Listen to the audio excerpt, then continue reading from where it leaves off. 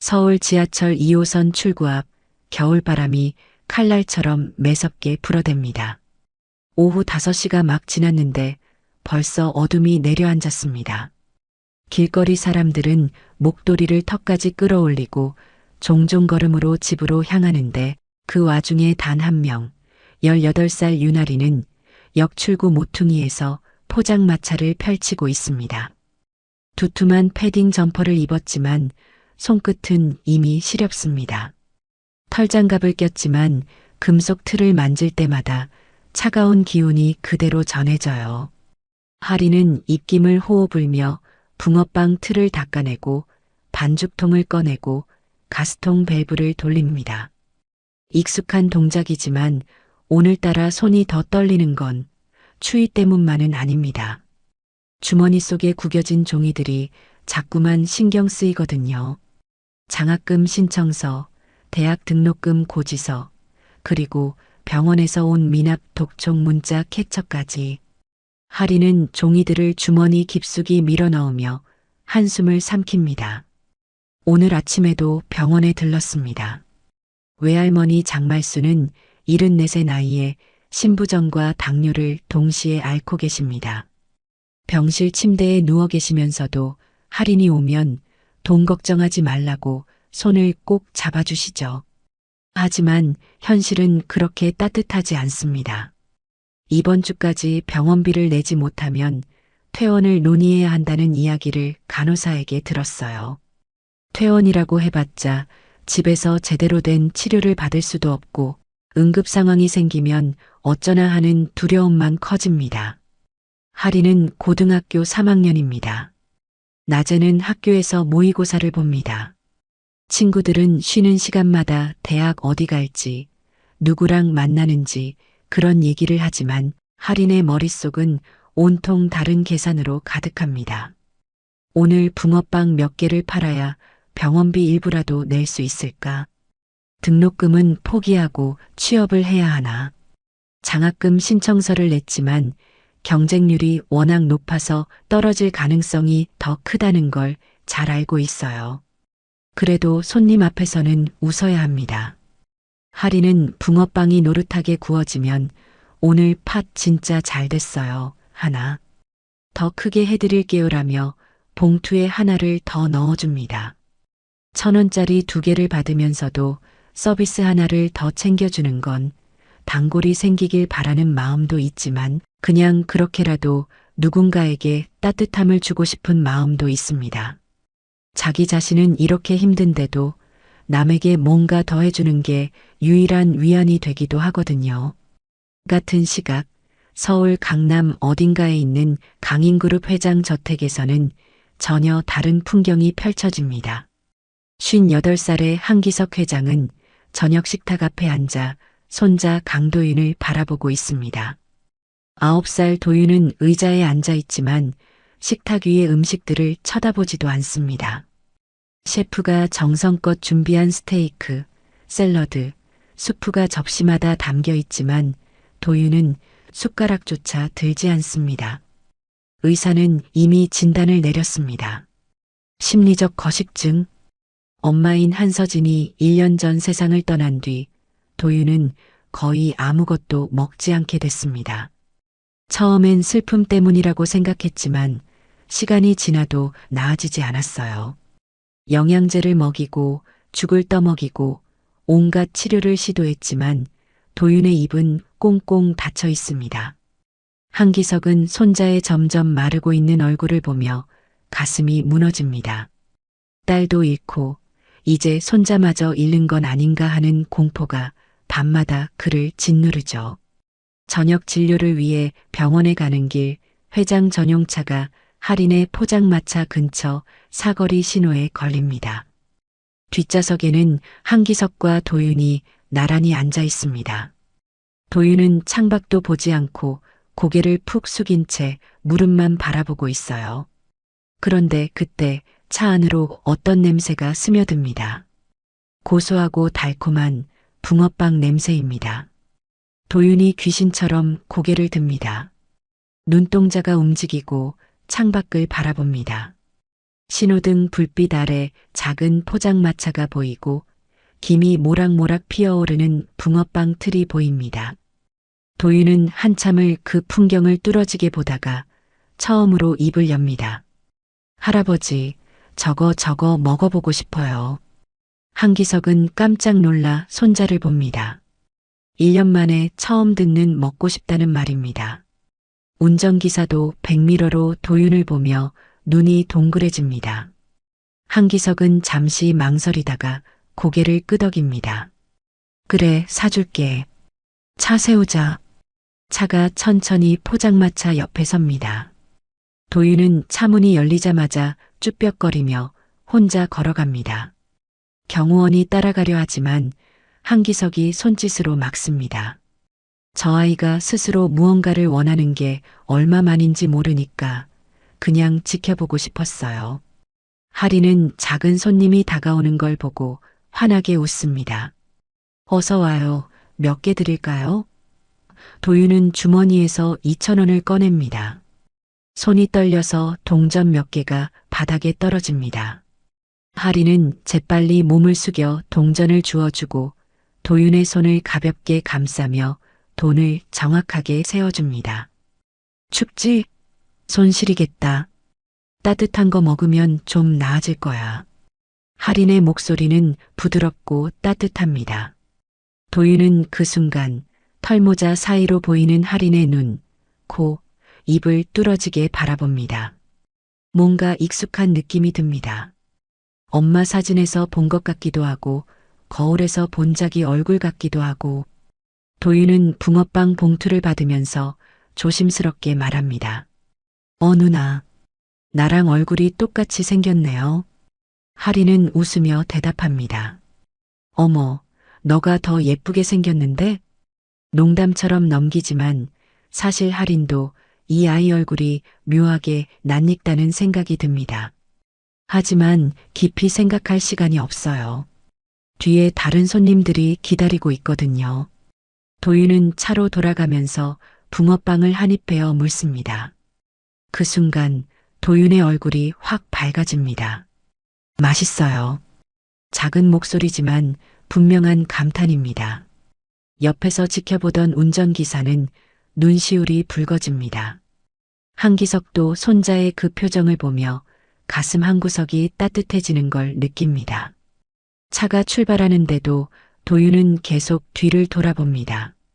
붕어빵 봉투를 꼭 끌어안고 포장마차가 시야에서 사라질 때까지 창밖을 응시합니다. 하린도 그 차가 떠나는 걸 보며 잠시 미소 짓다가 다시 손님들을 맞이하기 위해 붕어빵 틀을 엽니다. 그날 밤 하린은 포장마차를 정리하고 집으로 돌아갑니다. 오늘 번 돈을 세어보니 병원비의 3분의 1 정도밖에 안 됩니다.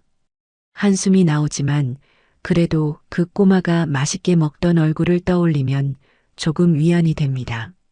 누군가에게 따뜻함을 줄 수 있었다는 것만으로도 오늘 하루가 완전히 무의미하진 않았다고 생각하며 하리는 잠자리에 듭니다. 다음 날 오후 학교 수업이 끝나자마자 도윤은 기사 아저씨에게 달려갑니다. 아저씨, 어제 그 붕어빵 가게 가고 싶어요. 목소리에는 절박함이 묻어납니다. 1년 만에 처음으로 뭔가를 간절히 원하는 아이의 모습이었죠. 기사는 잠시 망설입니다. 회장님께 허락을 받아야 할지 아니면 그냥 데려가도 될지 고민이 됩니다. 하지만 도윤의 눈빛을 보니 차마 거절할 수가 없어요. 기사는 회장에게 전화를 겁니다. 한기석은 회의 중이었지만 전화를 받습니다. 도윤이가 어제 그 붕어빵 가게에 또 가고 싶다고 합니다. 한기석은 잠시 생각하다가 대답합니다. 조심해서 다녀오게 하세요. 경호원 한 명 멀리서 따라가게 하고요. 손자가 뭔가를 먹고 싶어 한다는 것만으로도 감사한 일이니까요. 도윤은 2,000원을 주머니에 꼭 쥐고 혼자 길을 건넙니다. 경호원은 멀찌감치 뒤에서 따라가고요. 지하철 출구가 보이고 익숙한 포장마차가 보입니다. 도윤의 발걸음이 빨라집니다. 가슴이 두근거립니다. 어제 먹었던 그 따뜻함이, 그 달콤함이 다시 떠오릅니다. 하리는 오늘도 붕어빵 틀 앞에 서 있습니다. 손님이 몇 명 지나간 뒤 잠시 한가해진 틈에 작은 발소리가 들립니다. 고개를 드니 어제 그 꼬마가 또 와 있어요. 하리는 환하게 웃으며 손을 흔듭니다. 어제 그 용감한 손님이네. 또 왔어? 도윤은 어제보다 모자를 덜 눌렀었습니다. 마스크도 턱까지 내렸고요. 얼굴이 더 잘 보입니다. 하리는 그제야 이 아이 얼굴을 제대로 봅니다. 큰 눈, 오똑한 코, 작은 입술. 정말로 묘하게 낯이 익습니다. 어디선가 본 것 같은데 누구였는지는 기억이 안 나요. 누나, 어제 그거 진짜 맛있었어요. 그래서 또 왔어요. 도윤의 목소리는 어제보다 조금 더 밝습니다. 하리는 붕어빵을 구우면서 이야기를 시작합니다. 학교는 재밌어? 몇 학년이야? 도윤은 초등학교 3학년이요라고 대답하고 그러다 보니 자연스럽게 학교 이야기가 이어집니다. 도윤은 천천히 입을 엽니다. 학교에서 친구랑 싸운 이야기, 미술 시간에 그림을 그렸는데 선생님이 칭찬해준 이야기. 말을 하다 보니 점점 더 편해집니다. 하리는 손님이 없는 틈을 이용해 도윤 옆에 작은 의자를 내어주고 여기 앉아 있어도 되라고 말합니다. 도윤은 의자에 앉아 붕어빵을 먹으면서 문득 주머니에서 사진 한 장을 꺼냅니다. 이거 우리 엄마예요. 사진 속엔 젊은 여자가 환하게 웃고 있습니다. 하리는 사진을 보고 엄마 정말 예쁘시다라고 말합니다. 도윤은 조용히 대답합니다. 엄마는 1년 전에 하늘나라로 갔어요. 하린의 가슴이 철렁합니다. 이 어린아이가 엄마를 잃었다는 게 너무 안쓰럽습니다.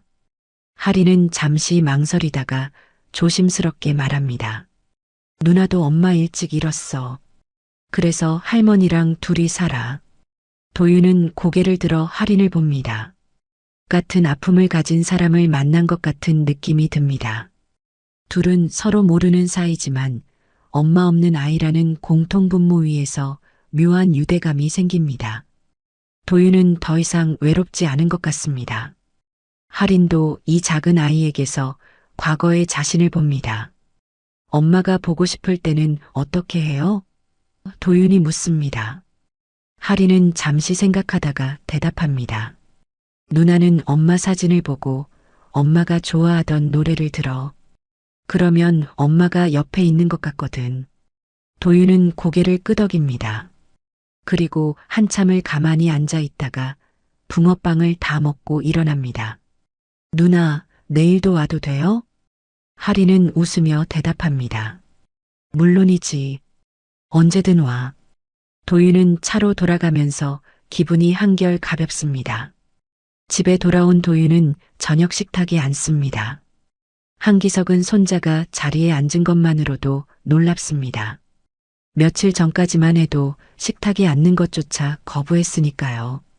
그런데 오늘은 죽 한 숟가락을 떠서 입에 넣습니다. 한기석은 숨을 참고 지켜봅니다. 도윤이 천천히 씹고 삼킵니다. 한 숟가락, 두 숟가락. 많은 양은 아니지만 스스로 먹기 시작한 겁니다. 한기석은 눈시울이 뜨거워지는 걸 느낍니다. 집사도 요리사도 모두 조용히 기뻐합니다. 다음 날 심리상담사가 도윤의 일지를 검토합니다. 일주일 동안 도윤이 쓴 감정일기를 보니 확실히 달라진 점이 있습니다. 상담사는 한기석에게 보고합니다. 도윤이가 밖에서 정서적으로 안전하다고 느끼는 누군가가 생긴 것 같습니다. 일기에 붕어빵 누나라는 표현이 여러 번 나옵니다. 그분과 이야기하면서 마음이 편해진다고 쓰여 있어요. 한기석은 고개를 끄덕입니다. 그러고 보니 도윤이 붕어빵 이야기를 할 때마다 얼굴이 밝아집니다. 저녁에 도윤이 할아버지 서재로 찾아옵니다. 한기석은 서류를 정리하다가 손자를 맞이합니다. 할아버지, 저 오늘도 붕어빵 누나한테 갔어요. 그래, 재밌었니? 네. 근데요, 할아버지. 붕어빵 누나가 엄마 사진이랑 나랑 다 닮았어요. 한기석의 손이 멈춥니다. 도윤은 서재 벽에 걸린 젊은 시절 한서진의 사진을 가리킵니다. 이 사진이랑 붕어빵 누나랑 똑같아요. 눈도 비슷하고 코도 비슷하고 나도 누나 닮았대요. 한기석은 천천히 사진을 바라봅니다. 딸의 얼굴이 담긴 사진입니다. 그리고 손자 말을 곱씹습니다. 사람은 다 닮을 수 있다고 넘기려 합니다. 하지만 도윤의 진지한 눈빛이 계속 머릿속에 남습니다. 그날 밤 한기석은 혼자 서재에 남습니다. 직원들이 모두 떠나고 조용해진 저택에서 그는 오래된 서랍을 엽니다. 맨 아래 칸, 먼지가 쌓인 상자 하나를 꺼냅니다. 상자 안에는 오래된 사진들이 담겨 있습니다. 그중 한 장을 집어듭니다. 흑백 사진입니다. 젊은 시절 25살쯤 됐을 때에 자신과 한 여자가 함께 찍은 사진입니다. 꽃집 앞에서 찍은 사진이에요. 여자는 환하게 웃고 있고 젊은 한기석도 행복한 표정입니다. 사진 뒷면에는 작은 글씨로 이름이 적혀 있습니다. 이소정. 한기석은 그 이름을 오랫동안 입 밖으로 내지 않았습니다. 30년 전 집안의 반대로 헤어졌던 첫사랑입니다. 재벌가의 장남이 꽃집 딸과 결혼할 수는 없다는 아버지의 호통, 어머니의 눈물, 친척들의 압박. 결국 한기석은 정략 결혼을 선택했고 이소정은 눈물로 떠났습니다. 전 회장님 인생에 없는 사람으로 살게요. 마지막으로 들었던 이소정의 목소리가 지금도 귓가에 맴돕니다. 한기석은 사진을 오래 바라봅니다. 도윤의 말이 자꾸만 되살아납니다. 붕어빵 누나가 엄마랑 닮았어요. 설마 하는 생각이 듭니다. 하지만 동시에 가슴 한구석에서 불안이 피어오릅니다. 혹시 이소정이 아이를 낳았을까? 혹시 그 아이가 지금 저 포장마차에 서 있는 건 아닐까? 한기석은 고개를 젓습니다. 말도 안 되는 생각이라고 자신을 설득합니다. 그냥 우연일 거라고, 사람은 닮을 수 있다고 되뇌입니다. 하지만 그날 밤 한기석은 잠을 이루지 못합니다. 이소정의 얼굴이, 손자의 말이, 그리고 본 적도 없는 붕어빵 누나의 모습이 머릿속에서 계속 맴돕니다. 만약 정말로 그렇다면 지금까지 어떻게 살아온 걸까? 왜 찾아오지 않았을까? 아니, 애초에 자신이 몰랐던 게 맞을까? 질문들이 꼬리에 꼬리를 물고 이어집니다. 한기석은 창밖을 바라보며 깊은 한숨을 쉽니다. 내일 아침이 되면 이 불안을 떨쳐낼 수 있을까요? 아니면 진실을 확인해야 할까요? 확인한다면 어떻게 해야 할까요? 수많은 생각이 밤새 그를 괴롭힙니다. 강인그룹 본사 40층 회의실에서는 대규모 프로젝트 브리핑이 진행되고 있습니다. 부회장 오태석은 47살의 나이답지 않게 야심만만한 표정으로 프레젠테이션을 진행합니다. 화면에는 지하철역 주변 재개발 조감도가 펼쳐져 있습니다. 고층 아파트, 대형 쇼핑몰, 프리미엄 오피스 빌딩들이 줄지어 서 있는 모습이죠. 저소득층을 위한 공공임대 주택도 포함됩니다. 지역 주민들의 주거 안정을 최우선으로 고려한 설계입니다. 오태석의 말은 그럴듯하게 들립니다. 하지만 이 사진 중 몇몇은 이미 알고 있습니다. 실제로는 상가와 노점을 대대적으로 철거하고 기존 주민들을 내쫓는 방식의 사업이라는 거려. 공공임대라는 건 거칠애일 뿐이고 실제로는 고급 주거 단지를 만들어 막대한 수익을 올리려는 계획입니다. 오태석은 회장석에 앉아 있는 한기석을 바라보며 말을 이어갑니다. 이미 구청과 협의가 끝났습니다. 노점 단속은 다음 주부터 시작됩니다. 깔끔하게 정리하겠습니다. 한기석은 고개를 끄덕이지만 표정이 그리 밝지 않습니다. 요즘 머릿속이 복잡해서 회사 일에 집중이 잘 안 되거든요. 회의가 끝나고 오태석은 자신의 사무실로 돌아갑니다. 책상 위에는 노점 철거 지도가 펼쳐져 있습니다. 구청 공무원들과 용역업체 직원들이 함께 작업한 자료입니다. 지도 위에는 빨간 표시가 줄줄이 그어져 있습니다. 각 표시마다 번호가 매겨져 있고 철거 순서가 정해져 있습니다. 용역팀장이 보고를 합니다. 여기 지하철 출구 앞 포장마차들이 가장 먼저 정리 대상입니다. 유동인구가 많아서 시범 케이스로 삼기 좋습니다. 구청 직원 한 명이 망설이며 말합니다. 저기 중에 학생이 하는 것 같은 데가 있던데요. 좀 용역팀장이 말을 자릅니다. 사정 봐주면 일 못합니다. 법은 법이에요. 다들 사정 있다고 하면 이 일을 어떻게 진행합니까? 구청 직원은 더 이상 말하지 못합니다. 지도 위에 빨간 표시 중 하나가 바로 할인의 붕어빵 포장마차 위치입니다. 번호는 3번. 다음 주 수요일에 철거될 예정입니다. 하지만 할인은 아직 이 사실을 전혀 모릅니다. 같은 시각 한기석의 서재에서는 다른 일이 벌어지고 있습니다. 한기석은 며칠 동안 고민하다가 결국 결심을 합니다. 도윤의 말이 계속 머릿속에서 떠나지 않거든요. 그는 비서실장을 조용히 부릅니다. 김 실장, 개인적으로 부탁이 하나 있네. 비서실장은 30년 넘게 한기석을 보좌해온 사람입니다. 회장의 표정만 봐도 심상치 않다는 걸 알아챕니다. 지하철 2호선 3번 출구 근처에 붕어빵 포장마차가 하나 있네. 거기 주인이 누군지 이름과 가족관계 정도만 조용히 알아봐주게. 절대 상대방이 눈치채지 못하게 하고. 비서실장은 잠시 놀라지만 곧 고개를 숙입니다. 알겠습니다. 사흘 안에 보고 드리겠습니다. 한기석은 손을 저으며 말합니다. 급한 건 아니네. 조심스럽게 알아봐주게. 흔적이 남으면 안 돼. 사흘이 지났습니다. 비서실장은 저녁 늦은 시간 회장 서재를 찾아옵니다.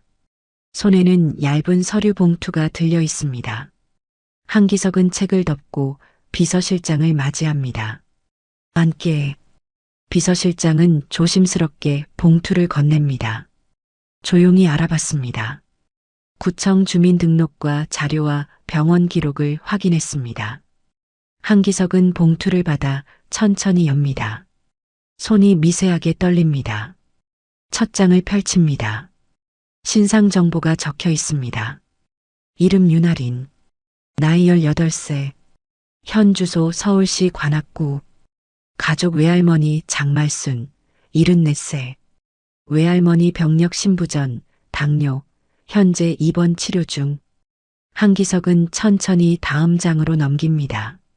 가족관계 증명서 사본입니다. 그리고 거기서 그의 눈이 멈춥니다. 어머니 이소정 사망, 10년 전 교통사고, 아버지 공난. 한기석의 숨이 멎습니다. 이소정. 그 이름을 보는 순간 시간이 멈춘 것 같습니다. 30년 전 꽃집 앞에서 마지막으로 만났던 그 여자의 이름입니다. 동명이인일 수도 있습니다. 흔한 이름은 아니지만 세상에 같은 이름을 가진 사람이 없는 건 아니니까요. 하지만 출생신고 불안공난이라는 문장을 보는 순간 한기석의 심장이 쿵 내려앉습니다. 아버지 없이 태어난 아이입니다. 이소정이 혼자 키웠다는 뜻입니다. 그리고 10년 전에 교통사고로 세상을 떠났습니다. 한기석은 서류를 내려놓고 눈을 감습니다. 비서실장이 조심스럽게 묻습니다. 회장님, 괜찮으십니까? 한기석은 대답하지 않습니다. 머릿속이 복잡합니다. 혹시 정말로 내 딸인가? 이소정이 아이를 낳았는데 내가 몰랐던 건가? 왜 연락하지 않았을까? 아니, 연락했는데 내가 거부한 건 아닐까? 기억을 되짚어 봅니다. 정략 결혼을 하고 난 뒤 이소정에게서 연락이 온 적이 있었던가? 없었습니다. 아니, 정확히는 모릅니다. 당시 어머니와 비서들이 모든 연락을 차단했으니까요. 그 여자에게서 온다는 편지나 전화는 모두 막았습니다. 혹시 그때 이소정이 임신 사실을 알리려 했던 건 아닐까? 한기석은 손으로 얼굴을 감쌉니다. 죄책감이 밀려옵니다. 동시에 두려움도 올라옵니다. 만약 정말로 내 딸이라면 지금까지 어떻게 살아온 걸까? 외할머니 손에 자라면서 노점상으로 생계를 이어가며 고생한 거잖아요. 그 모든 세월을 나는 이렇게 편하게 살면서 모르고 있었다는 겁니까? 하지만 동시에 다른 목소리도 들립니다. 아니야, 확실하지 않아. 동명이인일 수도 있어. 함부로 단정하지 마. 한기석은 서류를 다시 펼쳐봅니다. 윤아린의 생년월일을 확인합니다. 계산을 해봅니다. 자신이 이소정과 헤어진 시점에서 약 한 달 뒤에 태어났을 시기입니다. 시기가 맞습니다. 한기석은 비서실장을 봅니다. 이 내용은 누구에게도 말하지 말게. 나도 좀 더 생각해 봐야겠네. 비서실장은 고개를 숙이고 물러납니다. 혼자 남은 한기석은 창밖을 바라봅니다. 소정아, 내가 정말 아이를 낳았던 거니? 왜 말하지 않았어?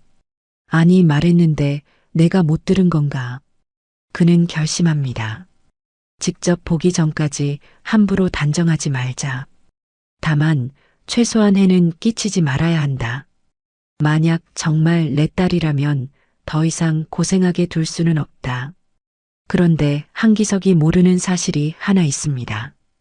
이미 구청에서는 철거 공고문을 게시판에 붙여놓았습니다. 작은 글씨로 눈에 잘 띄지 않는 구석에 법적으로는 통보를 했다고 주장할 수 있을 만큼만 붙여놨죠. 하리는 학교와 병원과 장사에 치여서 그 공고문을 보지 못했습니다. 카메라는 두 장면을 번갈아 보여줍니다. 한쪽에서는 한기석이 서류를 붙잡고 고뇌하는 모습, 다른 한쪽에서는 할인이 포장마차 앞에서 오늘도 붕어빵을 굽는 모습, 그리고 구청 사무실 벽에 붙은 철거 일정표, 수요일이 점점 다가오고 있습니다. 한기석은 마음속으로 다짐합니다. 내일 당장 가서 확인해야 할까? 아니면 좀 더 조사를 해야 할까? 유전자 검사를 하려면 어떻게 접근해야 할까? 생각이 꼬리를 물고 이어집니다. 하지만 시간은 그를 기다려주지 않습니다. 철거 날짜는 이미 정해져 있고 용역팀은 준비를 마쳤으니까요. 아침부터 불길한 예감이 듭니다. 하리는 병원에 들렀습니다. 할머니 병실에 가기 전에 간호사실에서 먼저 불려갔거든요. 간호사는 미안한 표정으로 말합니다. 보호자님, 죄송하지만 이번 주까지 미납금을 정리하지 못하시면 퇴원을 논의해야 할 것 같습니다. 할인의 머릿속이 하얗게 변합니다. 저 조금만 더 시간을 주시면 안 될까요? 제가 열심히 벌고 있어요. 일주일만, 아니 사흘만 더요. 간호사는 고개를 젓습니다. 저희도 최대한 배려해드렸습니다. 하지만 병원도 운영이 있어서요. 원장님께서 더 이상은 어렵다고 하셨습니다. 할인은 병실로 들어갑니다. 할머니는 침대에 누워 텔레비전을 보고 계십니다. 할인이 들어오자 환하게 웃으십니다. 우리 할인이 왔네. 학교는? 할인은 억지로 웃으며 대답합니다. 잘 다녀왔어요. 할머니는 오늘 컨디션 어때요? 할머니는 손을 흔듭니다. 좋아, 좋아. 너무 걱정하지 마라. 할머니 괜찮아. 하지만 할머니의 손은 예전보다 더 말라있고 얼굴색도 좋지 않습니다. 하리는 할머니 손을 꼭 잡으며 다짐합니다. 오늘만 잘 벌면 오늘만. 중얼거리듯 되뇌이며 병원을 나섭니다. 날씨는 유난히 춥습니다. 하늘은 잔뜩 흐리고 바람은 뼈를 애는 듯합니다. 발밑에는 며칠 전 내렸던 눈이 녹아서 생긴 얼음 웅덩이들이 군데군데 남아 있습니다. 하리는 포장마차 준비를 시작합니다. 평소보다 일찍 나왔습니다. 오늘은 많이 팔아야 하니까요. 점심시간이 지나고 손님이 뜸해집니다.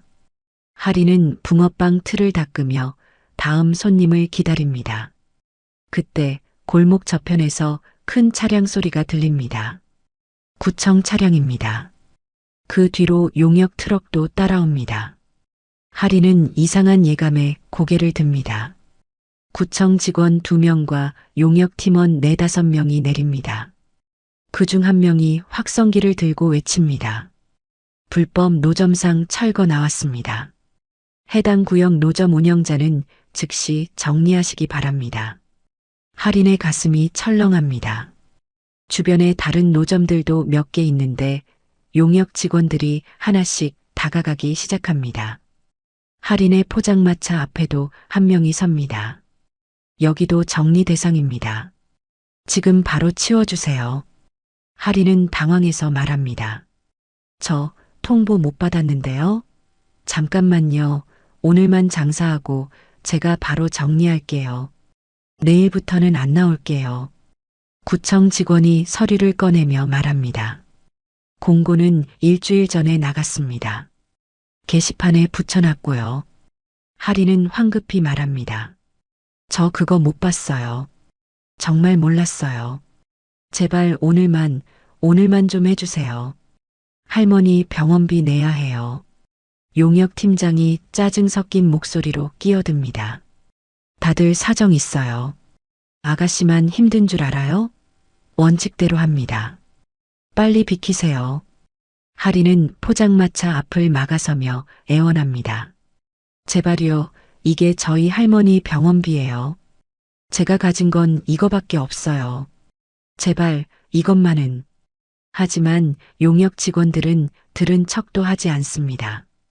2명이 포장마차를 잡고 끌기 시작합니다. 하리는 필사적으로 붙잡지만 힘으로는 상대가 되지 않습니다. 붕어빵 틀이 바닥에 떨어지고 반죽통이 쏟아지고 가스통이 구르고 작은 의자들이 하나둘 트럭 위로 던져집니다. 안 돼요. 제발. 그것만은 안 돼요. 하린의 목소리는 절규에 가깝습니다. 오래 쓴 붕어빵 틀은 할머니가 처음 장사를 시작할 때부터 쓰던 것입니다. 반죽통도 가스통도 의자도 모두 하나하나 모아서 산 것들입니다.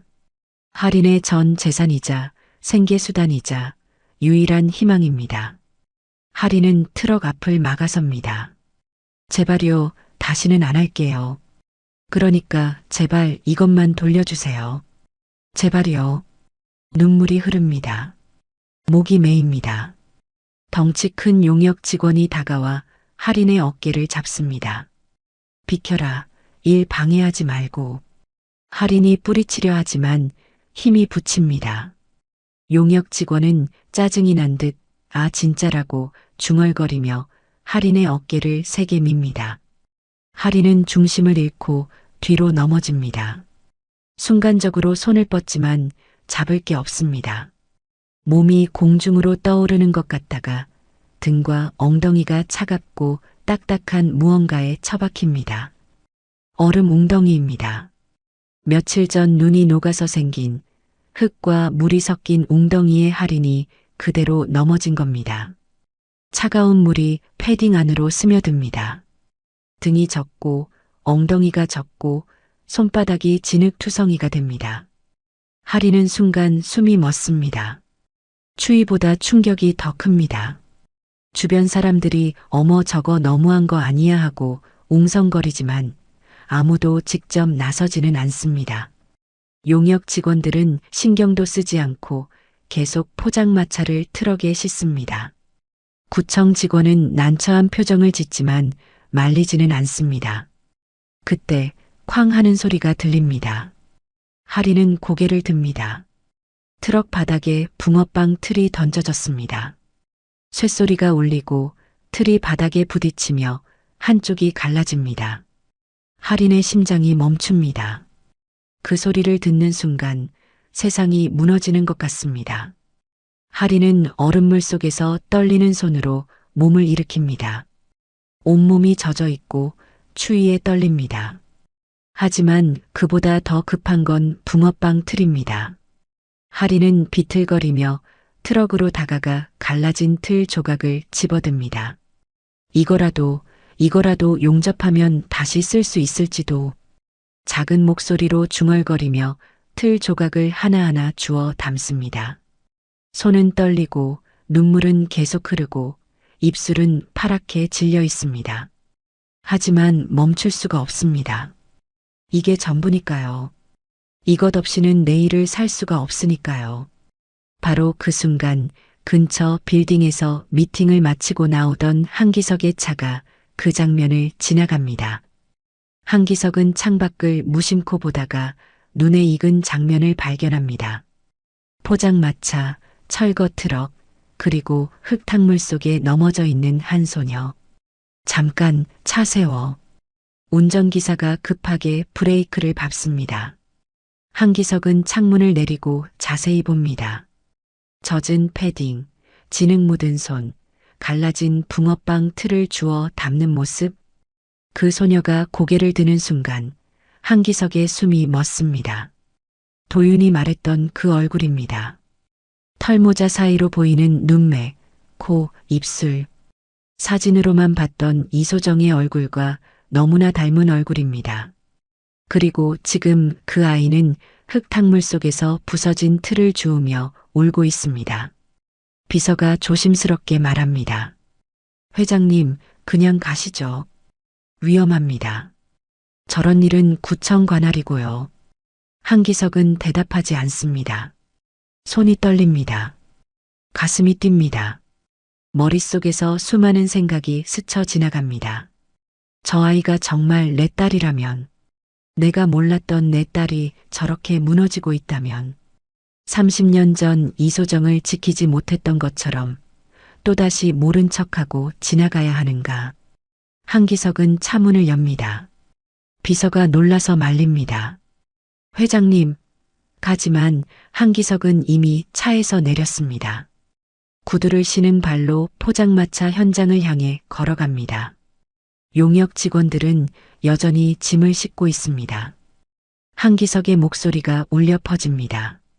당장 멈추시오. 목소리는 낮지만 단호합니다.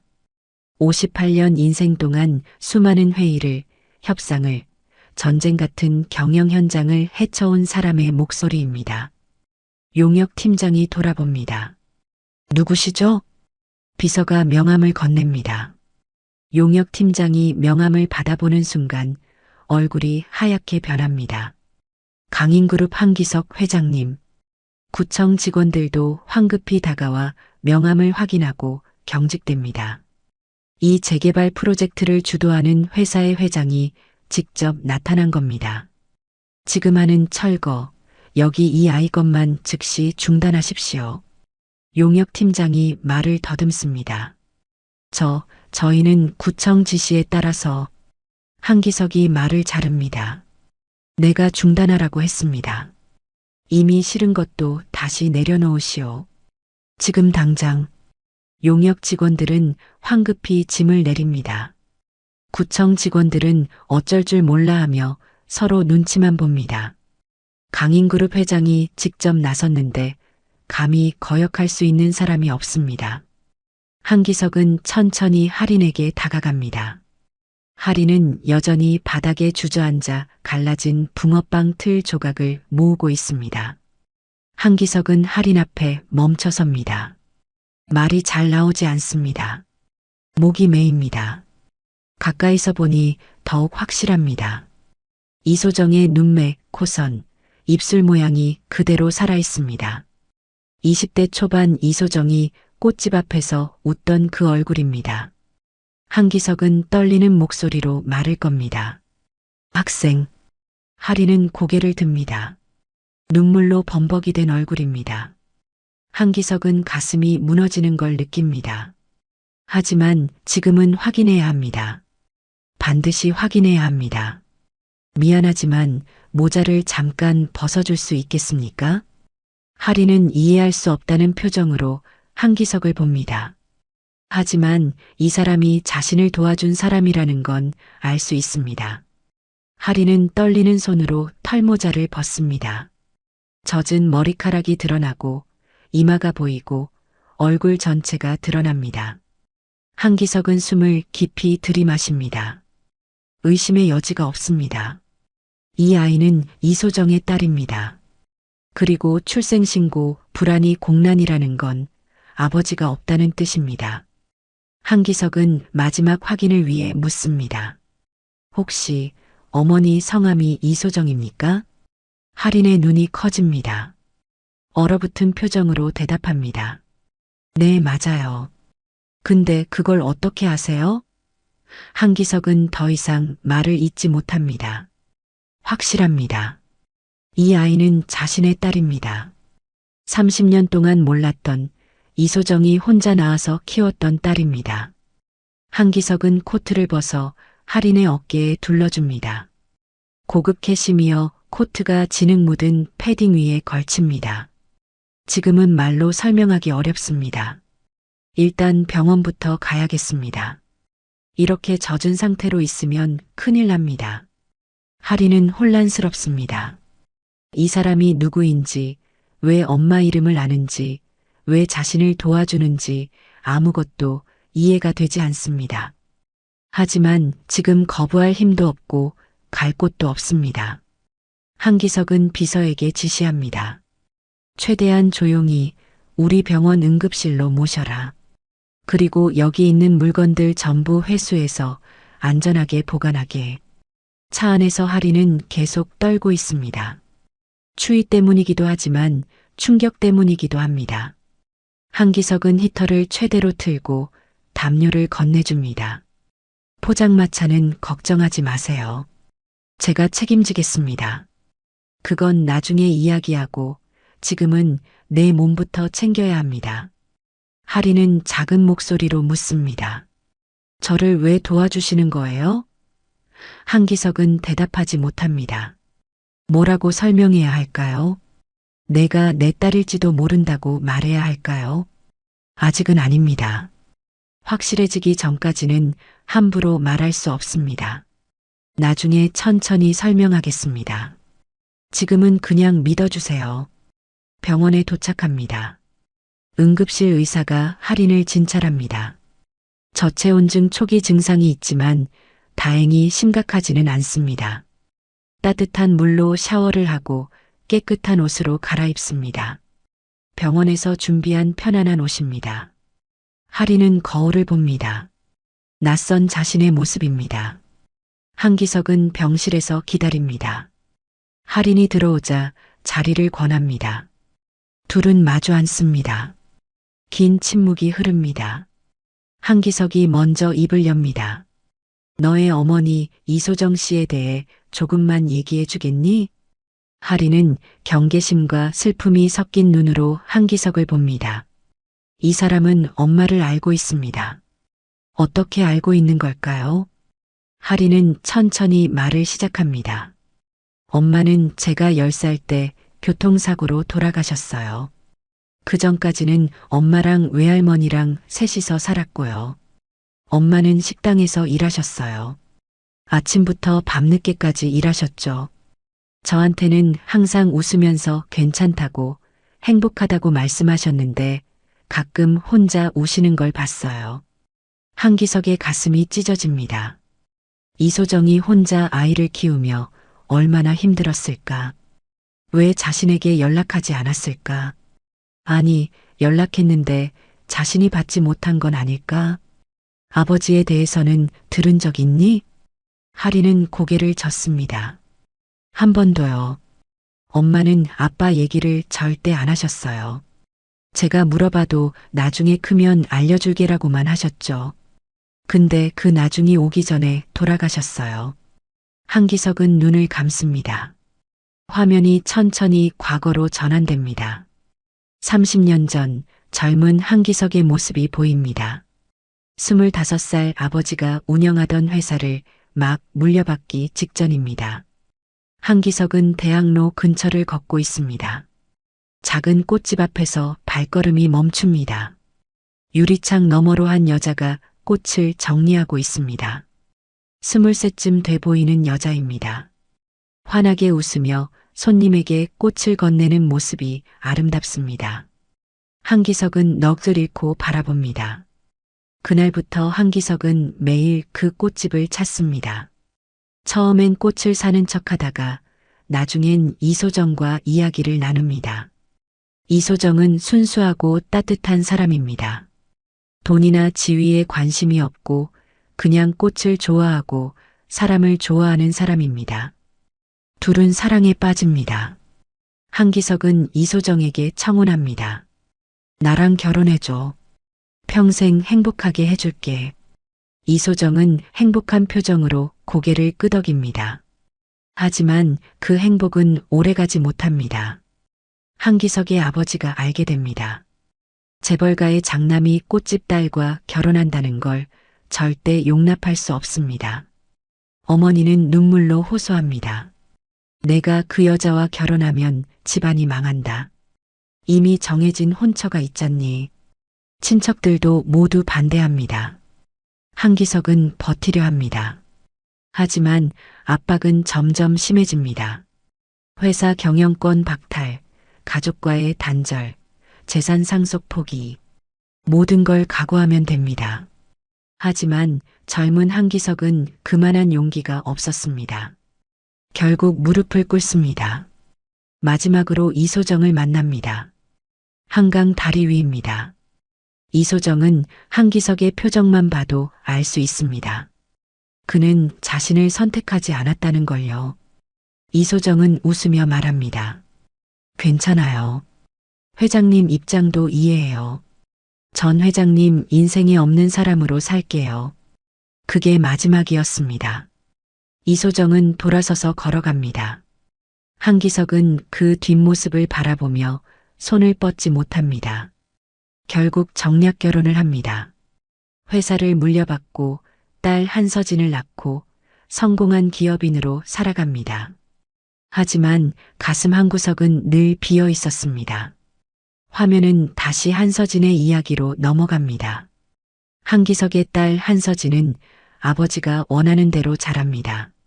좋은 학교를 나오고 집안이 정해준 남자와 결혼하고 아들 도윤을 낳습니다. 하지만 행복하지 않습니다. 남편과의 관계는 차갑습니다. 사랑이 없는 결혼이니까요. 한기석은 사위에게 회사 일을 맡기며 압박합니다.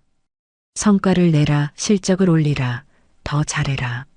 사위는 스트레스를 한서진에게 풀고 한서진은 점점 병들어갑니다. 출산 후 산후 우울증이 옵니다. 치료를 받지만 나아지지 않습니다. 아이를 돌보는 것조차 힘들어합니다. 한기석은 그때서야 뭔가 잘못됐다는 걸 깨닫지만 이미 늦었습니다. 한서진은 결국 세상을 떠납니다. 한기석은 딸의 장례식장에서 무너집니다. 내가 사랑했던 여자도 내 딸도 결국 집안과 체면을 앞세우다 잃었습니다. 모두 자신의 잘못입니다. 용기가 없어서, 사랑을 지키지 못해서, 딸의 행복을 챙기지 못해서 벌어진 일입니다. 화면은 다시 현재로 돌아옵니다. 한기석은 할인 앞에서 낮은 목소리로 말합니다. 내 어머니를 지켜주지 못한 사람이 나일지도 모른다. 할인은 눈을 크게 뜹니다. 한기석은 계속 말합니다. 30년 전 나는 이소정이라는 여자를 사랑했다. 하지만 집안의 반대로 그녀를 떠나보냈다. 그 뒤로 소식을 듣지 못했다. 하지만 지금 내 얘기를 듣고 보니 그녀가 혼자 아이를 낳아 키웠던 것 같다. 할인의 손이 떨립니다. 한기석은 정면으로 할인을 봅니다. 그래서 내가 내게 어떤 존재인지 확인해야 할 필요가 있다. 그래야만 앞으로 어떻게든 책임질 수 있을 것 같다. 할인은 숨을 고릅니다. 이 사람이 자기 아버지일지도 모른다는 뜻입니다. 30년 동안 한 번도 본 적 없는 아버지가 지금 눈앞에 앉아 있을지도 모릅니다. 한기석은 유전자 검사 이야기를 꺼냅니다. 너한테는 너무 잔인한 부탁일 수도 있다. 하지만 이걸 하지 않으면 나는 또 한 번 도망치는 사람이 될 것 같다. 이소정을 떠나보낸 것처럼, 딸을 제대로 지키지 못한 것처럼 또다시 책임을 회피하게 될 것 같다. 하리는 한참을 말없이 앉아 있습니다. 혼란스럽고 화가 나고 동시에 기대도 됩니다. 평생 궁금했던 아버지가 누구인지 알 수 있다는 기대. 하지만 동시에 두렵기도 합니다. 만약 아니라면 어쩌죠? 만약 맞다면 또 어떻게 해야 할까요? 하리는 마침내 입을 엽니다. 확인이라도 해야겠죠. 그래야 저도 뭘 포기하고 뭘 붙잡을지 정할 수 있으니까요. 유전자 검사를 위한 체열은 간단합니다. 면봉으로 구강 점막을 살짝 긁어내는 것만으로도 충분합니다. 하지만 그 간단한 절차를 마치고 나오는 길, 할인과 한기석의 발걸음은 무겁기만 합니다. 결과가 나오기까지 일주일이 걸린다고 합니다. 일주일. 짧다면 짧고 길다면 긴 시간입니다. 한기석은 회사로 돌아갑니다. 이사회 보고가 예정되어 있습니다. 하지만 회의실에 앉아 있어도 눈앞에 서류가 제대로 들어오지 않습니다. 부회장 오태석이 분기 실적을 설명하는데 숫자들이 그냥 스쳐 지나갑니다. 재개발 프로젝트 진행 상황을 보고하는데도 귀에 들어오지 않습니다. 머릿속에는 온통 할인의 얼굴뿐입니다. 흙탕물 속에서 무너져 내리던 모습, 붕어빵 틀 조각을 주워 담던 떨리는 손, 그리고 확인이라도 해야겠죠라고 말하던 단호하면서도 슬픈 눈빛. 한기석은 펜을 놓고 이마를 짚습니다. 옆에 앉은 이사가 조심스럽게 묻습니다. 회장님, 괜찮으십니까? 한기석은 고개를 끄덕이며 대답합니다. 계속하세요. 밤이 되어 저택으로 돌아옵니다. 도윤이 현관까지 뛰어나와 맞이합니다. 할아버지, 오늘 붕어빵 누나 못 봤어요. 포장마차가 없어졌어요. 한기석은 가슴이 철렁합니다. 그렇습니다. 철거 때문에 할인은 당분간 장사를 할 수 없습니다. 도윤은 실망한 표정으로 말합니다. 누나 어디 간 거예요? 아프신 건 아니죠? 한기석은 손자를 안아 올립니다. 누나는 괜찮아. 조금 쉬고 있는 거야. 곧 다시 볼 수 있을 거야. 도윤은 고개를 끄덕이지만 여전히 불안한 표정입니다. 한기석은 도윤을 재우고 홀로 서재로 갑니다. 책상 위에는 이소정의 오래된 사진이 놓여 있습니다. 한기석은 사진을 들여다봅니다. 소정아, 내가 아이를 낳았다는 걸 왜 말하지 않았어? 아니, 말했는데 내가 못 받은 건가?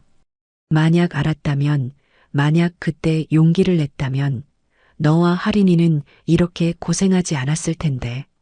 자책이 밀려옵니다. 동시에 기대도 섞여 있습니다.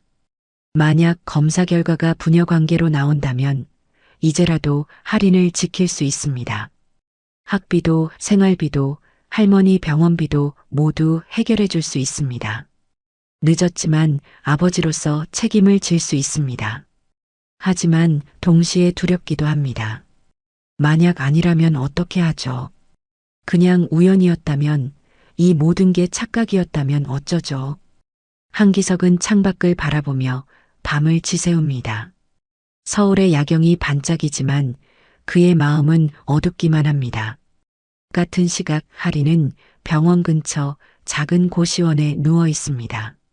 한기석이 당분간 쉬라며 마련해준 방입니다. 깨끗하고 따뜻합니다. 침대도 푹신하고 책상도 있고 작은 창문으로 밤하늘도 보입니다. 하지만 할인은 잠을 이룰 수가 없습니다. 머릿속이 복잡합니다. 저 사람이 정말 내 아버지일까? 엄마는 왜 아빠 얘기를 안 하셨을까? 엄마도 사랑했던 사람이었을까? 아니면 원망했던 사람이었을까? 만약 검사 결과가 아니라고 나오면 어떻게 하죠? 다시 포장마차를 할 수 있을까? 철거당한 물건들은 돌려받을 수 있을까?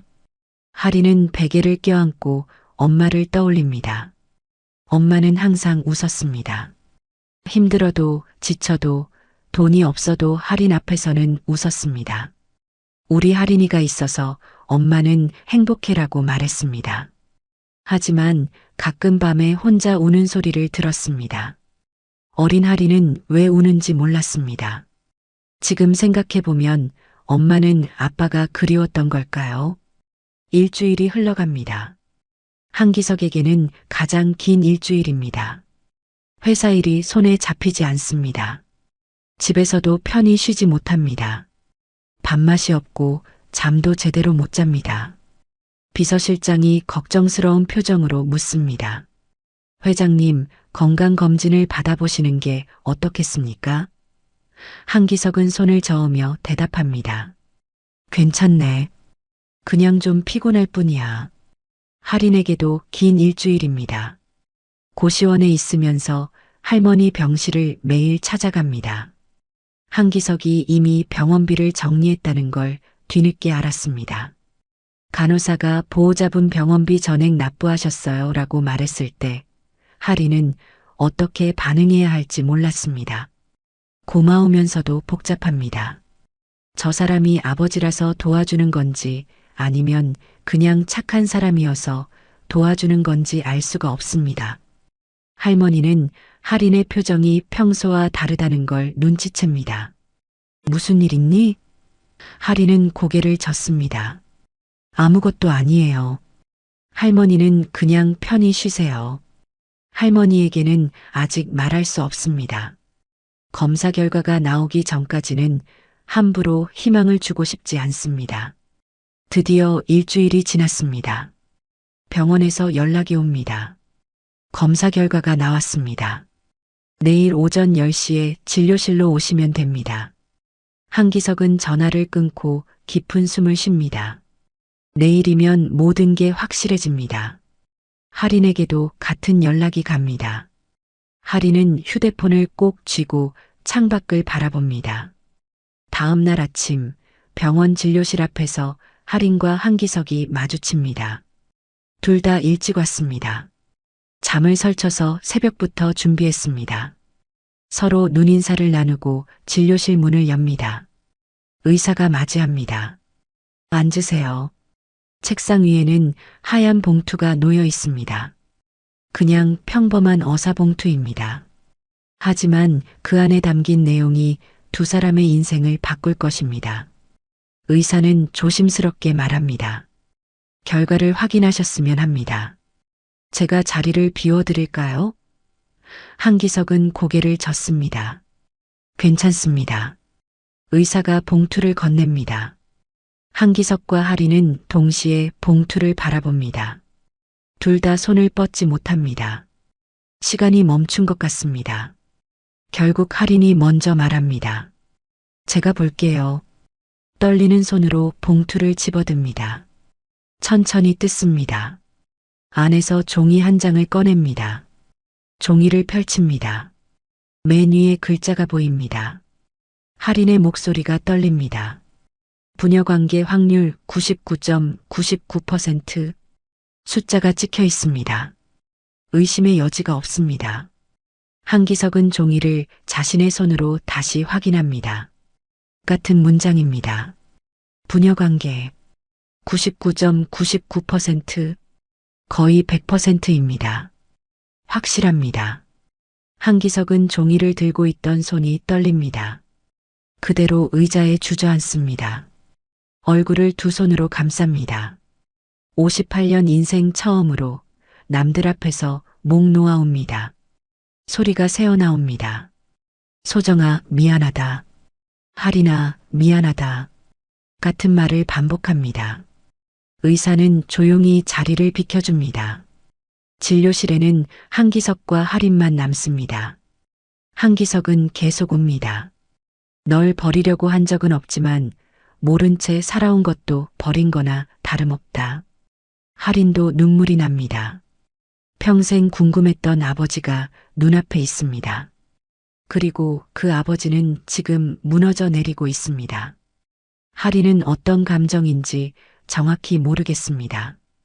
기쁨인지 슬픔인지 원망인지 안도인지 구분이 안 됩니다.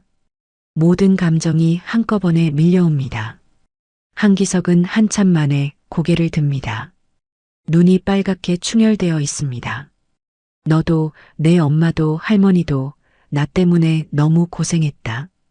나는 편하게 살면서 너희는 이렇게 힘들게 살았구나. 하리는 한기석을 똑바로 봅니다. 말을 고릅니다. 그리고 천천히 입을 엽니다. 솔직히 원망할 시간도 없었어요. 한기석이 하린을 봅니다. 하린은 계속 말합니다. 매일 할머니 병원비 걱정하고 학비 걱정하고 오늘 밥 먹을 걱정하느라 바빴거든요. 아빠가 누군지 왜 안 나타났는지 생각할 여유가 없었어요.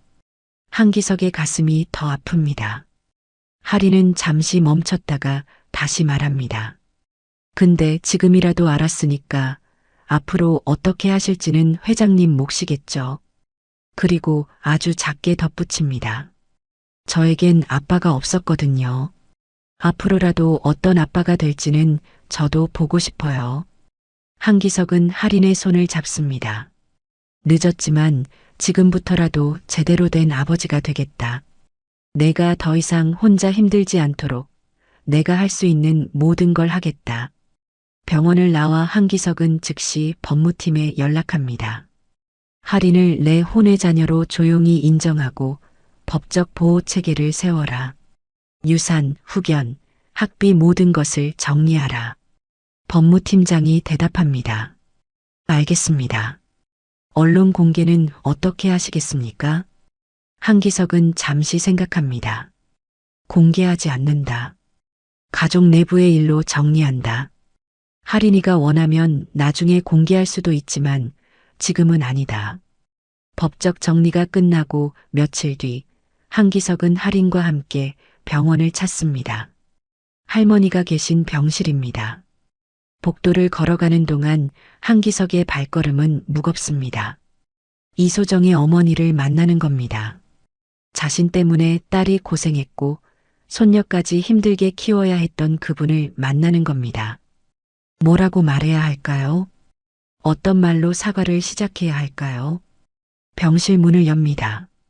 장말순 할머니는 침대에 기대어 앉아 계십니다.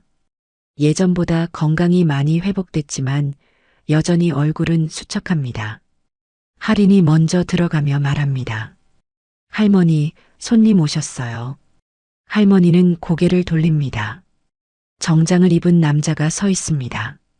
한기석은 침대 앞으로 다가가 허리를 숙여 인사합니다. 처음 뵙겠습니다. 저는 한기석이라고 합니다. 할머니는 한기석의 얼굴을 뚫어지게 바라봅니다. 텔레비전에서 본 얼굴입니다. 강인그룹 회장. 재벌. 할머니의 눈빛이 날카로워집니다. 한기석은 천천히 말을 이어갑니다. 제가 하린이 아버지입니다. 침묵이 흐릅니다. 할머니는 한참을 아무 말 없이 한기석을 봅니다. 그리고 마침내 입을 엽니다. 그래, 그때 소정이가 그렇게 울면서 욕하던 그 양반이구먼. 목소리는 차갑습니다. 한기석은 고개를 숙입니다. 할머니는 쓴웃음을 지으며 계속 말합니다. 딸애가 임신한 거 알고 연락했다더군. 근데 그쪽 집에서 문전박대했다면서. 편지도 보냈는데 돌아왔고 전화도 했는데 비서가 끊었다고. 그래서 우리 소정이가 혼자 낳고 혼자 키우고 결국 과로로 쓰러져서 죽었어. 한기석의 얼굴이 하얗게 변합니다. 이소정이 연락했었습니다. 하지만 자신에게는 전달되지 않았습니다. 어머니와 비서들이 모두 막았던 겁니다. 한기석은 무릎을 꿇습니다. 침대 앞 바닥에 그대로 무릎을 꿇고 깊이 절을 합니다. 소정을 지켜주지 못했고 하린이를 할머니께서 대신 키워주셨습니다. 평생 갚아도 못 갚을 빚입니다. 할머니는 처음엔 돌아보지도 않습니다. 한참을 그렇게 있다가 한숨을 쉬며 말합니다. 이제 와서 뭔 소용이냐? 소정이는 이미 죽었고 이해는 이미 다 컸는데. 한기석은 고개를 들지 않고 대답합니다. 그래도 늦게라도 책임지려 합니다. 할인이 앞으로 인생만큼은 제대로 지켜주겠습니다. 할머니는 한기석을 한참 바라보다가 결국 손을 내밉니다. 일어나게. 그래도 늦게라도 나타난 게 어디냐. 이의 인생만큼은 제대로 지켜줘라. 내가 죽고 나면 이의 혼자 남을 텐데 그때 지켜줄 사람이 있어야지. 한기석은 천천히 일어섭니다. 할머니의 손을 잡습니다. 약속드립니다. 할인이를 평생 지키겠습니다. 할인은 침대 옆에서 그 장면을 지켜봅니다. 눈물이 흐릅니다. 할머니와 아버지가 처음으로 만났습니다. 서로 다른 세월을 살아온 두 사람이 이제 할인을 중심으로 연결됐습니다. 같은 시각 강인그룹 본사에서는 다른 일이 벌어지고 있습니다. 부회장 오태석은 자신의 사무실에서 철거 현장 보고서를 받아봅니다.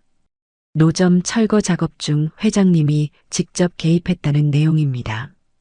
오태석은 책상을 탁 칩니다. 회장님이 왜 노점상 하나 때문에 현장에 나타난 거야? 비서가 조심스럽게 대답합니다. 확실하지 않습니다만 그 노점 주인이 특별한 사람인 것 같습니다. 오태석은 미간을 찌푸립니다. 뭔가 수상합니다. 회장이 감정적으로 움직이고 있다는 뜻입니다. 이건 기회일 수도 있습니다. 오태석은 이사회를 준비합니다. 회장의 경영 판단에 문제를 제기할 자료를 모읍니다. 회장이 개인적 감정으로 회사 사업을 방해했다. 재개발 프로젝트 차질로 주주 손실이 예상된다. 경영 능력에 의문이 제기된다 같은 보고서를 작성합니다. 하지만 오태석이 모르는 게 하나 있습니다. 한기석의 딸 강인영이 이미 움직이기 시작했다는 겁니다.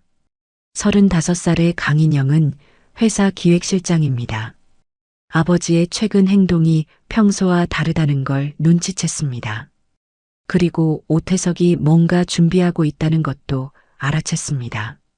강인영은 법무팀과 함께 오태석의 최근 업무를 재검토합니다. 재개발 프로젝트 관련 서류들을 다시 펼쳐봅니다. 자금 흐름을 추적합니다. 그리고 이상한 점을 발견합니다. 철거 용역 비용이 시세보다 2배 가까이 높습니다. 구청 협의 비용도 부풀려져 있습니다. 더 깊이 파고듭니다. 용역 업체 대표가 오태석 명의 페이퍼 컴퍼니와 연결되어 있습니다. 구청 담당자에게 흘러간 돈의 흔적도 보입니다. 불법 리베이트입니다. 강인영은 법무팀장에게 지시합니다. 모든 증거를 확보하세요. 이사회 전까지 완벽한 보고서를 만드세요. 드디어 이사회 날입니다. 회의실에는 이사진 15명이 모여 있습니다. 오태석은 자신만만한 표정으로 자료를 펼칩니다. 회장석에 앉은 한기석을 바라보며 말을 시작합니다. 이번 재개발 프로젝트에 심각한 차질이 생겼습니다. 이미 구청과 협의가 끝나고 철거가 시작됐는데 회장님께서 현장에 직접 나타나 작업을 중단시키셨습니다. 이사들이 웅성거립니다. 오태석은 계속 말합니다. 한 노점상 때문에 전체 프로젝트가 지연됐고 이로 인한 손실이 예상됩니다. 회장님이 노점상 하나 때문에 회사 이미지에 타격을 입혔습니다. 몇몇 이사들이 고개를 끄덕입니다. 오태석은 목소리에 힘을 줍니다. 이는 감정적인 경영 판단으로 주주들의 이익을 해칩니다. 회장님의 경영 능력에 대해 재검토가 필요하다고 생각합니다. 회의실이 조용해집니다. 한기석은 가만히 앉아 오태석을 바라봅니다. 표정은 평온합니다. 오태석이 말을 마치자 한기석이 천천히 입을 엽니다. 맞습니다. 나는 한 아이를 지켜주기 위해 움직였습니다. 이사들이 놀란 표정을 짓습니다. 한기석은 계속 말합니다. 하지만 이 회사 이름으로 약한 사람들을 짓밟은 건 누구입니까? 한기석이 강인영을 봅니다. 강인영이 일어서서 파일을 나눠줍니다. 이사들이 파일을 펼칩니다. 오태석의 얼굴이 굳어집니다. 강인영이 설명을 시작합니다.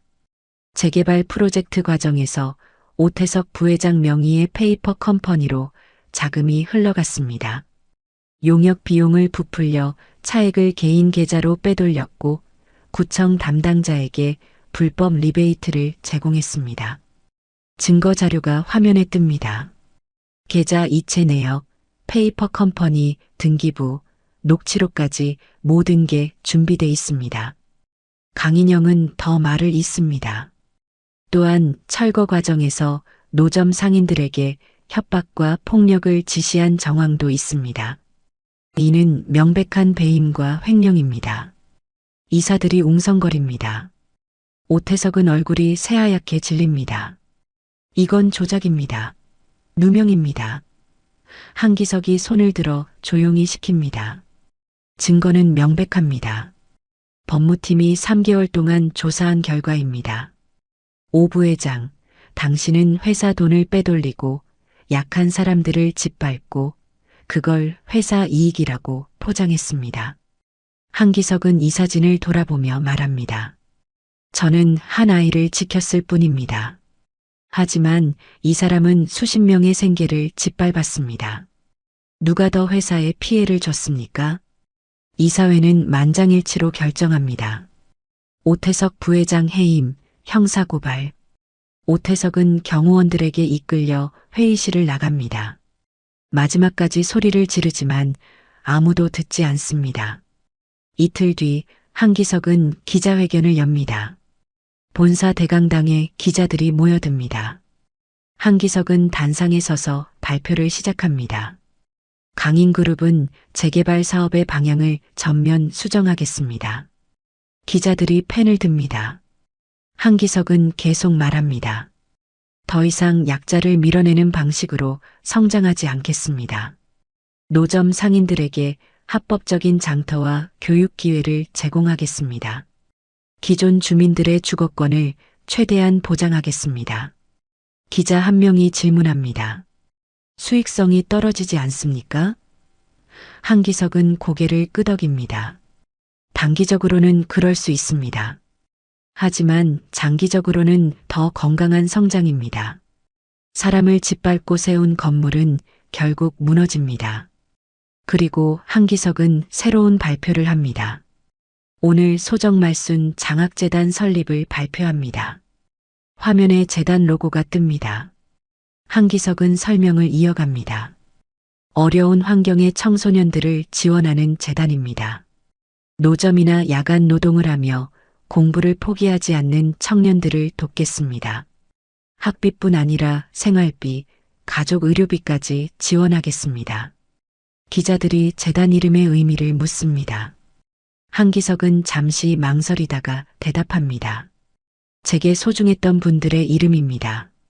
더 자세한 이야기는 개인적인 부분이라 양해 부탁드립니다.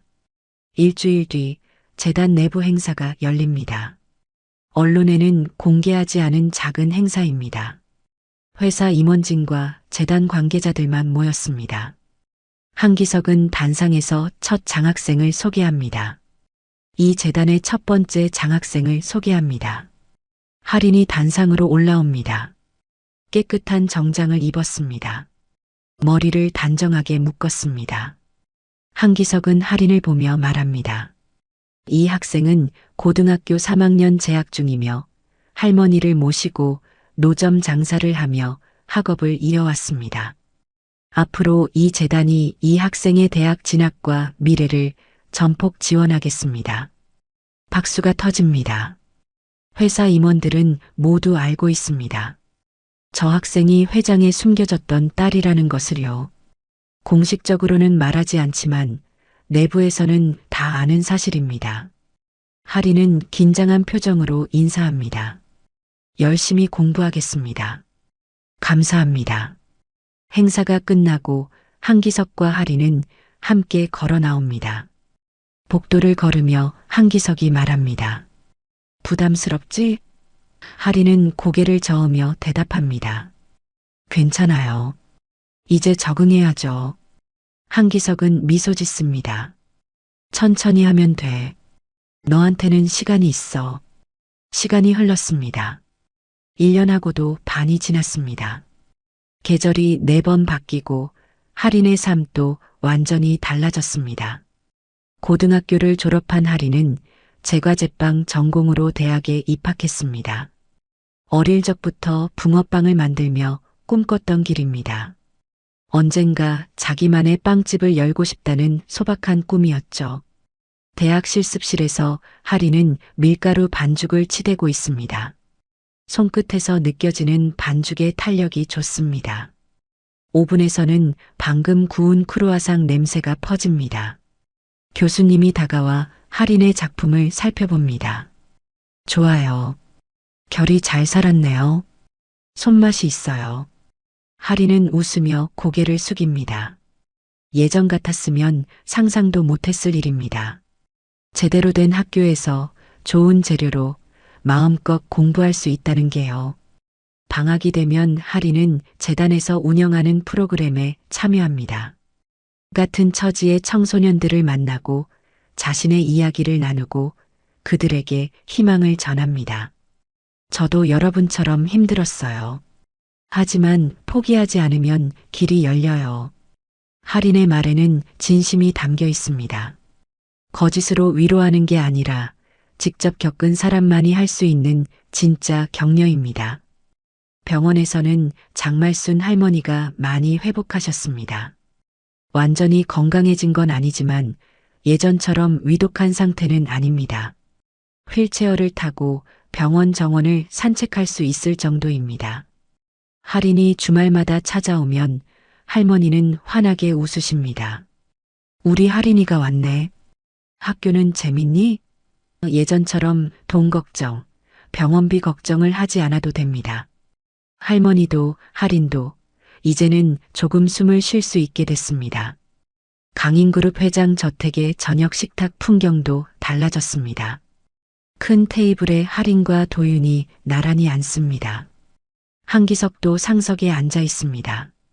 예전처럼 무거운 침묵 속에서 식사하는 게 아니라 이제는 대화가 오갑니다. 이모, 오늘 학교에서 수학시험 봤는데 100점 맞았어요. 도윤이 자랑스럽게 말합니다. 하린은 박수를 치며 대답합니다. 우와, 정말? 도윤이 천재 아니야? 도윤은 하린을 졸졸 따라다닙니다. 학교 숙제도 이모한테 먼저 물어보고 주말에 뭐 할지도 이모와 상의합니다. 엄마를 잃고 혼자였던 도윤에게 하린은 새로운 가족이 됐습니다. 한기석은 그 모습을 바라보며 조용히 미소 짓습니다. 예전 같았으면 식사 시간에도 서류를 보거나 뉴스를 봤을 겁니다. 하지만 이제는 손자와 딸의 이야기에 귀를 기울입니다. 오늘은 뭐 만들었니?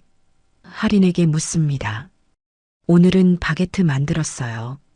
다음에 하나 구워올게요. 한기석은 고개를 끄덕입니다. 그래, 기대하마. 과거처럼 권위적이거나 무거운 아버지가 아닙니다. 딸과 손자를 지키기 위해 함께 시간을 보내기 위해 노력하는 할아버지이자 아버지입니다. 완벽하지는 않습니다.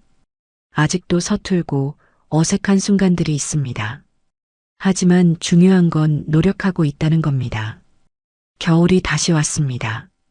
눈이 내리는 12월 어느 토요일, 소정말순 장학재단에서 특별한 행사가 열립니다.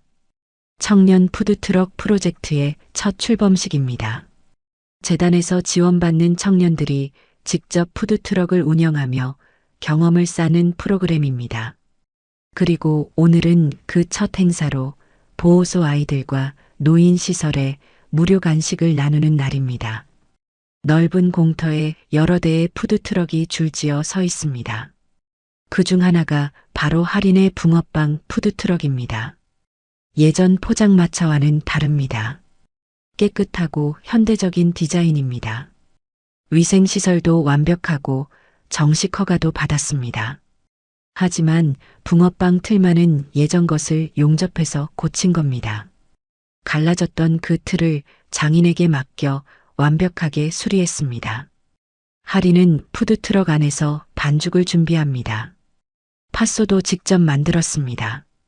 설탕을 조금 줄이고 건강한 재료를 넣었습니다. 틀을 달구고 반죽을 붓고 팥을 채우고 뚜껑을 닫습니다. 익숙한 동작입니다. 하지만 예전과는 의미가 다릅니다. 생존을 위한 몸부림이 아니라 누군가에게 따뜻함을 나누기 위한 선택입니다. 도윤이 옆에서 앞치마를 두르고 서 있습니다. 저는 이모 조수입니다. 자랑스럽게 선언하며 붕어빵 틀을 뒤집는 일을 돕습니다. 할인이 웃으며 말합니다. 우리 도윤이가 최고의 조수네. 나중에 크면 같이 빵집 할까? 도윤은 신나서 고개를 끄덕입니다. 보호소 아이들이 줄을 섭니다. 5살부터 10살까지 다양한 나이의 아이들입니다. 모두 사연이 있습니다.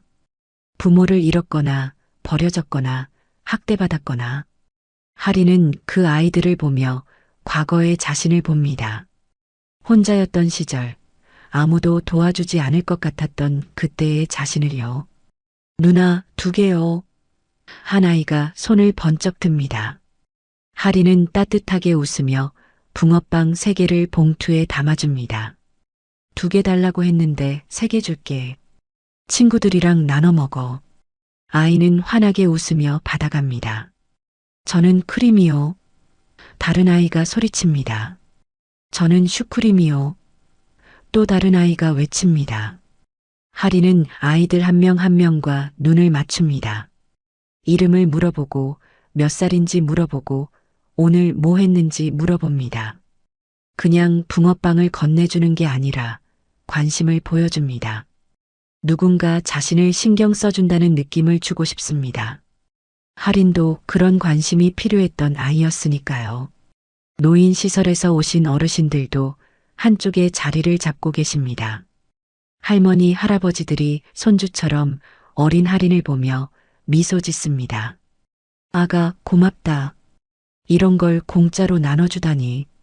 하린은 공손하게 인사합니다. 맛있게 드세요. 따뜻할 때 드시는 게 제일 맛있어요. 조금 떨어진 곳에서 한기석이 그 모습을 지켜봅니다. 코트 깃을 세우고 조용히 서서 딸을 바라봅니다.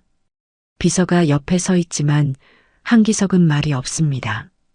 그냥 바라볼 뿐입니다. 머릿속에 1년 반 전의 그날이 떠오릅니다.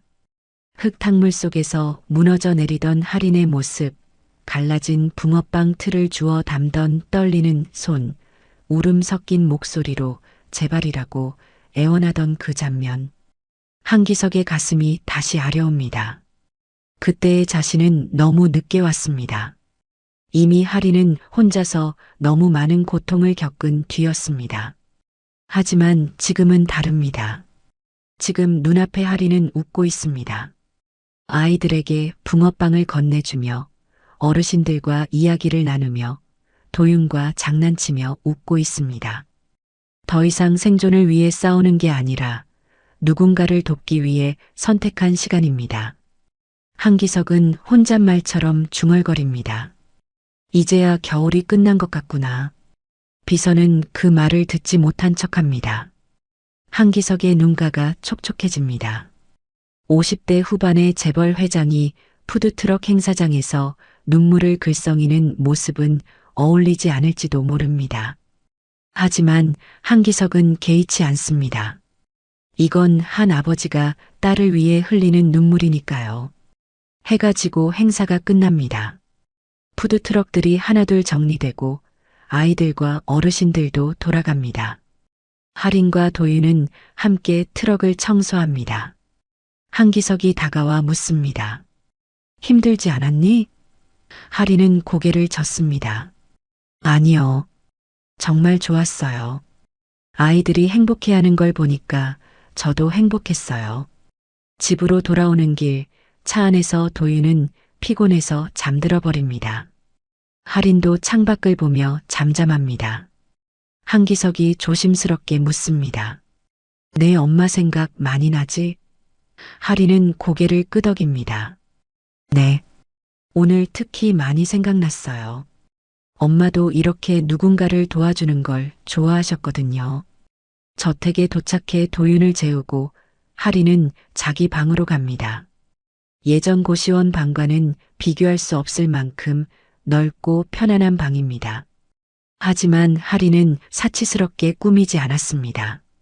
책상, 침대, 옷장, 그리고 작은 서랍장 하나. 거기에 소중한 것들을 보관합니다. 하리는 서랍을 열고 오래된 사진첩을 꺼냅니다. 엄마 이소정의 사진들이 담겨 있습니다. 젊은 시절 꽃집 앞에서 찍은 사진, 하린을 안고 찍은 사진, 하린의 초등학교 입학식 날 찍은 사진. 하린은 엄마의 환한 미소를 바라봅니다. 엄마. 작은 목소리로 부릅니다. 대답은 없지만 하린은 계속 말합니다. 나 이제 혼자 아니야. 할머니도 있고 아빠도 있고 도윤이도 있어. 엄마가 혼자 감당했던 무게를 이제는 여러 명이 나눠서 들고 있어. 사진 속 엄마는 여전히 웃고 있습니다. 하리는 사진을 가슴에 꼭 안습니다.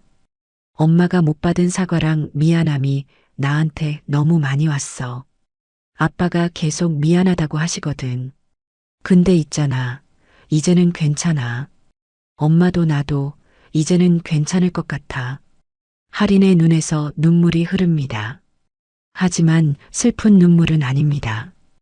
해방의 눈물, 안도의 눈물, 감사의 눈물입니다. 엄마가 받았어야 할 사랑이 이렇게 넘치니까 나도 다른 사람들한테 나눠줄게. 오늘 본 아이들처럼 힘든 사람들한테 따뜻함을 줄게. 그게 엄마가 바랐던 일이겠지?